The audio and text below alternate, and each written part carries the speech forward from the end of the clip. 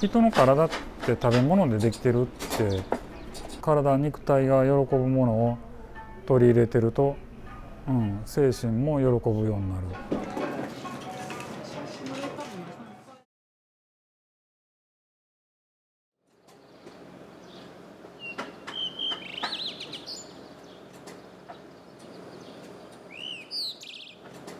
丹波篠山市の福住でパン屋をやっております成戸パンの伊勢成戸です。伊勢千佳子です。どうぞよろしくお願いします。大阪市の上本町という町で、パン屋だけを、その時はイートインじゃなくてパン屋だけを13年間やってました。そこからこちらの方に移住してきて、カフェもやるようになりまして、で大阪でパンを作ってる時は、天然酵母と国産小麦っていうのでパンを作ってまして、こちらに来てから国産小麦とか今は外国の小麦も使ってるんですけど、無農薬の小麦原麦を仕入れて石臼で自分のところでひいてパンを作るっていう、でそれを天然酵母で作るっていう作り方に変えて今はやっています。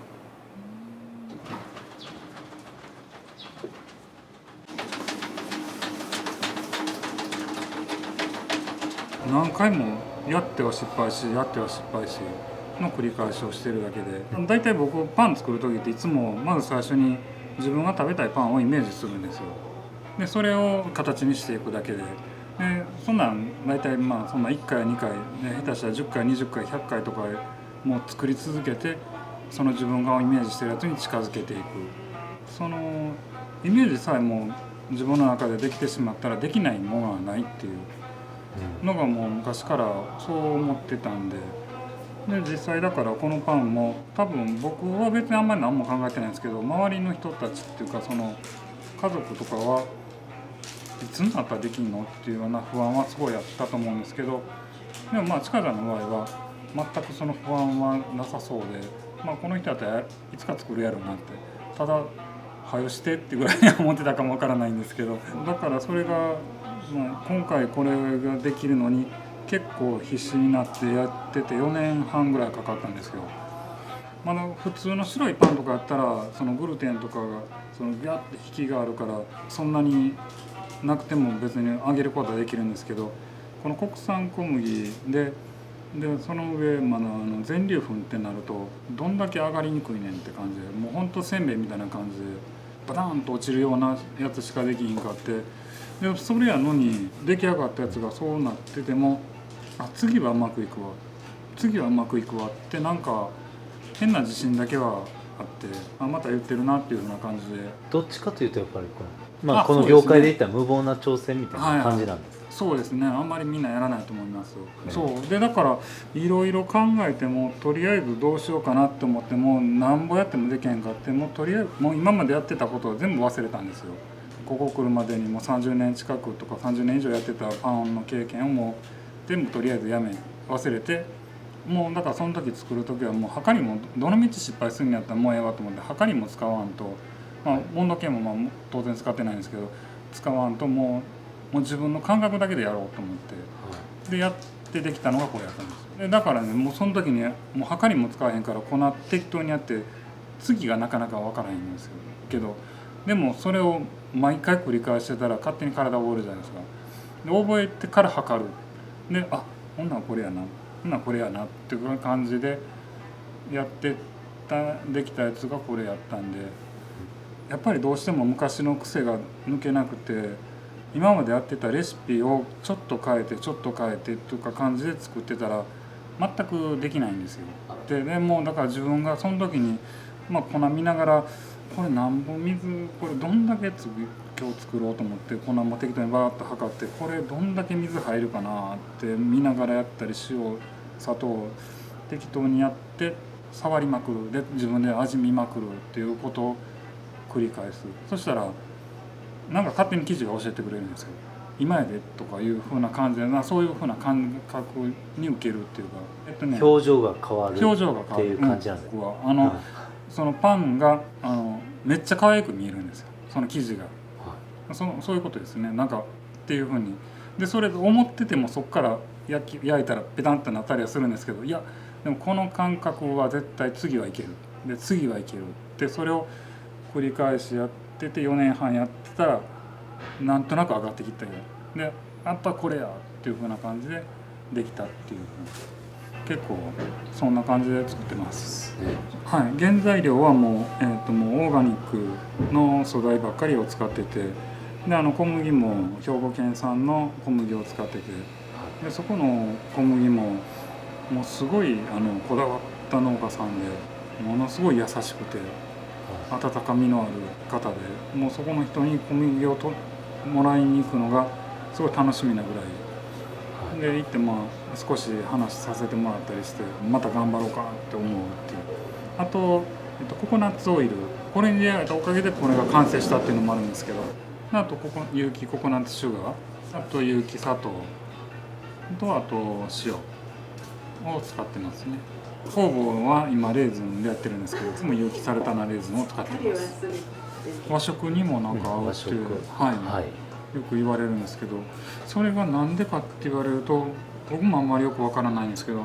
大阪でやってる時からも所さんのパンってなんか和食に合うねっていうふうに、味噌汁とでもなんか合うねとか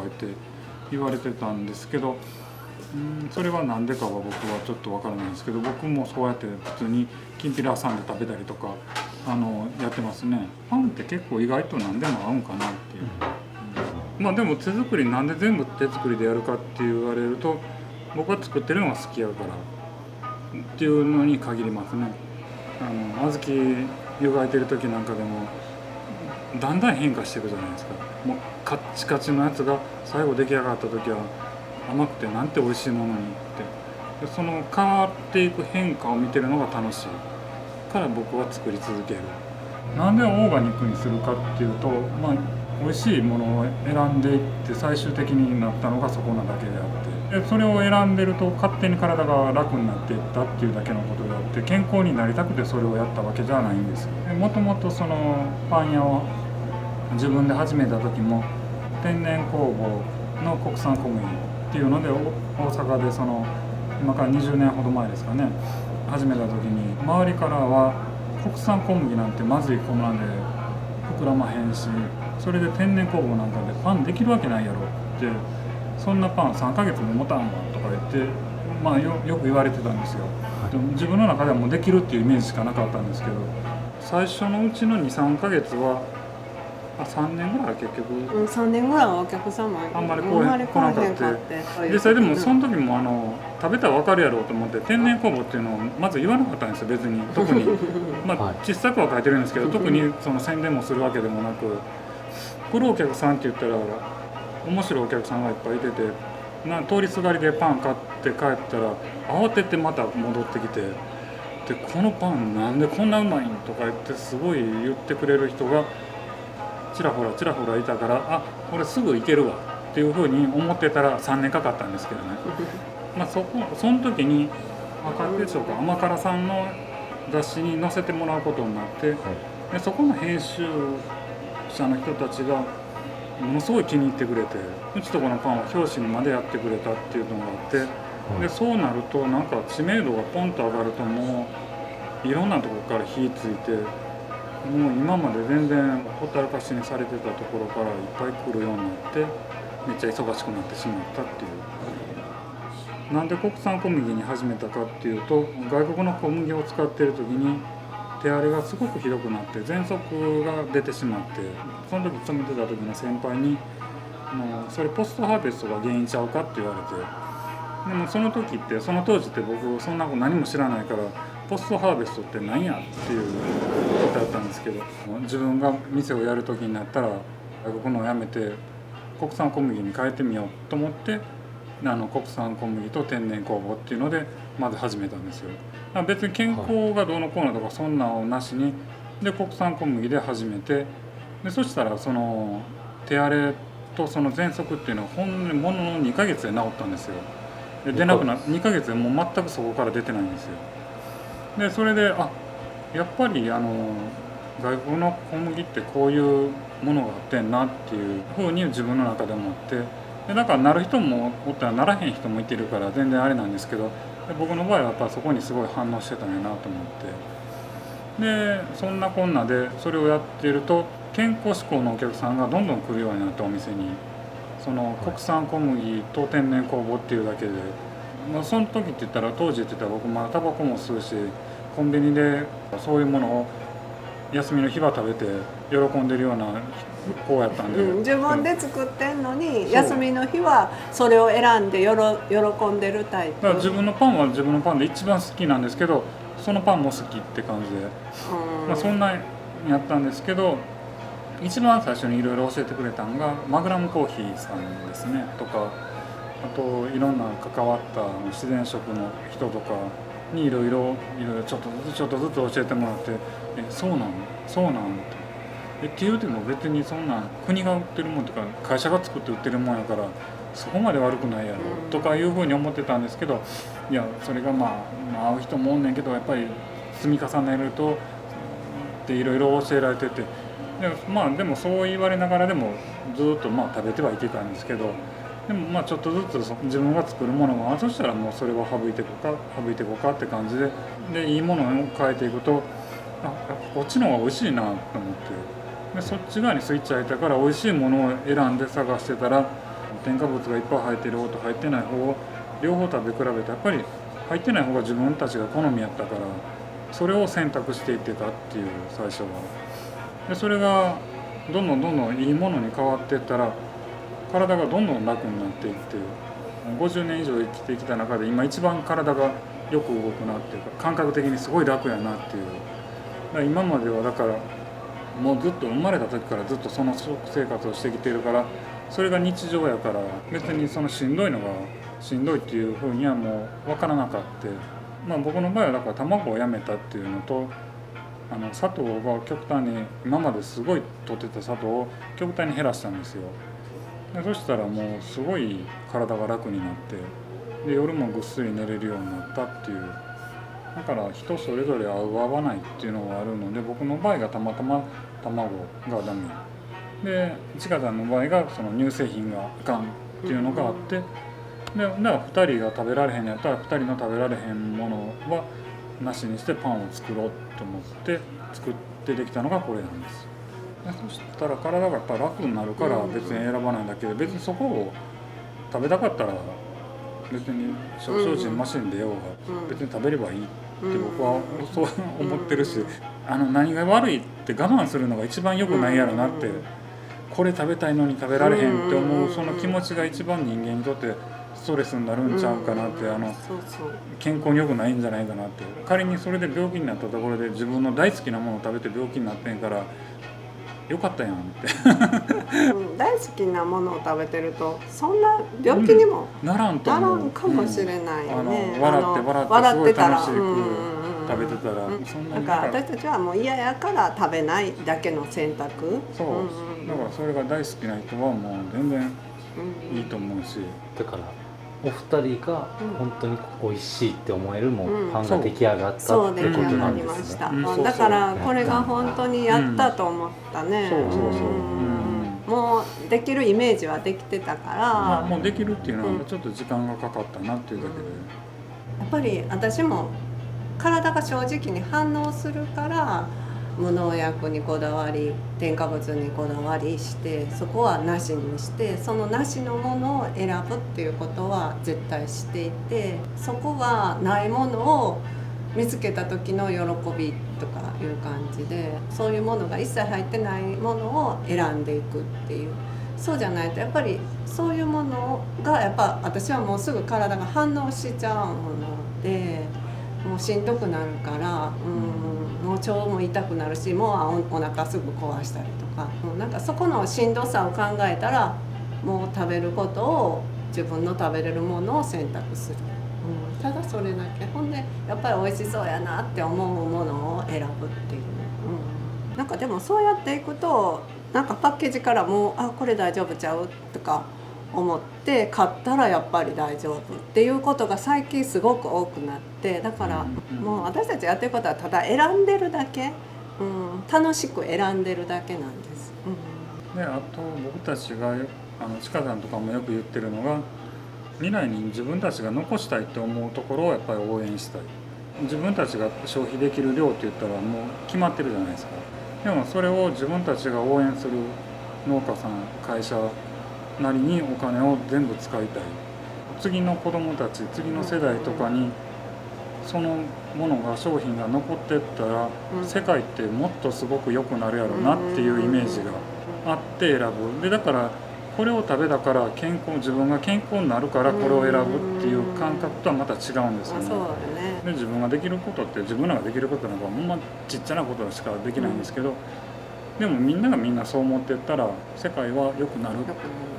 簡単やねんな、私たちの思考は、そんなに難しいことは何も考えてないし、その難しいことなんか僕ら全然分からないからただ、自分たちが好きと思う人たちが残ってほしいし、そういう世界になったらいいなって思ってるだけで、でもそれはみんなそれぞれ人それぞれあるから、私たちの中はそれが一番強いかもしれん、思いが、そこの思いが強いんだと思う。だから、なんかぶれないっていうか、やっぱ自分たちとその波長がすごい合う人、どういう気持ちで売ってるかっていうのが、そのパッケージから、原材料から作り方とかそういうのを見てると、もうすごくたくさん儲けようとしてるなっていうところか、本当にこの会社いいようになれと思って作ってるなっていうふうにどうしても感じるところがあるから、執着と恐怖、それをなしにして物事を見てたら、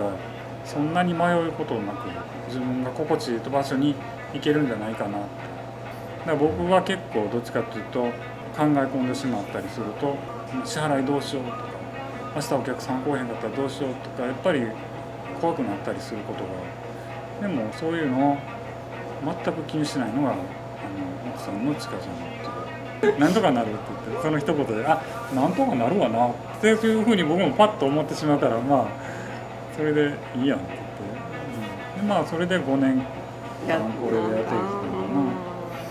けど、夫婦仲良しの秘訣はずっと喋ってること、ずっと喋ってる、思ってることを全部言う、遠慮しないですね。特にちかちゃんは僕に対してまずは言ってくれますから、姿勢悪いねと、首前出てんねんとか、髪出てるって髪切りとか散髪いつ行くのとか言うねんな。全部思ってることを言うから仲良くおれるんだと思う。別に喧嘩しても喧嘩したりする、全然喧嘩して、でそれを喧嘩になった方が相手がどう考えてるかっていうよく分かるから、それをまた考えて新しく次の2人になる。24時間のうちにどんだけおんの一緒におるんっていうぐらいずっと一緒ですね。20時間以上は絶対一緒。もうどこ行くにも一緒だって、買い物も私車乗られへんから横に乗せてもらって行くし、常に一緒。それがもう当たり前だから、唯一一人で僕らの三振で。そう、三振教室だけは一人でいてそれ以外はずっと一緒。ずっと一緒やな。なんか隠し事は絶対あかんな。そうやな。大体僕は隠し事ができんっていうのがバレますからね。全部。あと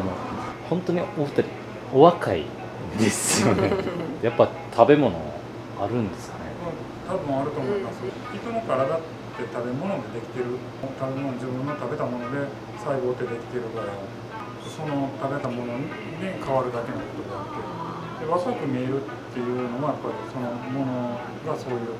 性質なんやろなって。添加物をたくさん取り入れてると体が冷えやすくなったりするから、でそうなると血流が悪くなる。で血流が悪くなると老化しやすくなる。単純にそういうことだと思いますけど、でもそれでも心がものすごく楽しくハッピーな人って言ったら若々しく見えると思うんですけど、そしたら心持ちもやっぱ大事ですか？大事だと思う。私もほんまにマイナスなことはあんまり考えないようにしてる。でその心を結局動かしてるのもやっぱり食べ物なんちゃうかなって僕らは思ってて。そう、思考とか、やっぱりだって血腸とやか脳やそれを全てを作ってるのは結局食べ物が作ってるから、体肉体が喜ぶものを取り入れてると精神も喜ぶようになる。人間って